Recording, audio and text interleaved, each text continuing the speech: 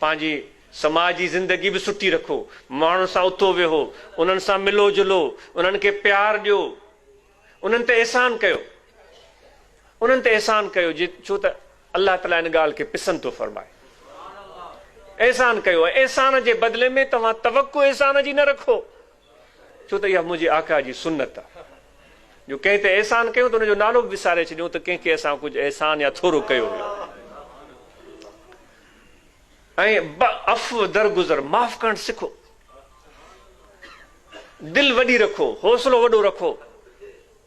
बिटाई साहब जीअं फरमायो, जेॾो तुंहिंजो नाम बाज बि उॾाई मंगा। बिटाई साहब चई पे सघियो न, जेॾो तुंहिंजो नाम पैसा बि उॾाई मंगा, चई पे सघियो न। जेॾो तुंहिंजो नाम जिरेब बि उॾाई मंगा, चई पे सघियो। जेॾो तुंहिंजो नाम बादशाही बि ओॾी मंगा, जेॾो तुंहिंजो नाम माण्हू बि ओतिरा घणा मंगा। शाह साहब इहो कोन चयो, बाज बि उॾाई मंगा, यानी तुंहिंजे शफ़क़त वारो हथ मूं ते हुजे, तुंहिंजी इनायत वारी नज़र मूं ते हुजे। ॿिए कंहिंजी शफ़क़त जो हथ न आहे त परवाह न आहे, छो त ग़ुलामी हिक जी ॾिबी आहे। यादि रखिजो, ग़ुलामी हिक जी ॾिबी आहे। जे ख़ुदा जा नौकर ऐं बाना ऐं ग़ुलाम बणिजो था त ॿिए जी ग़ुलामी थी कान सघंदी।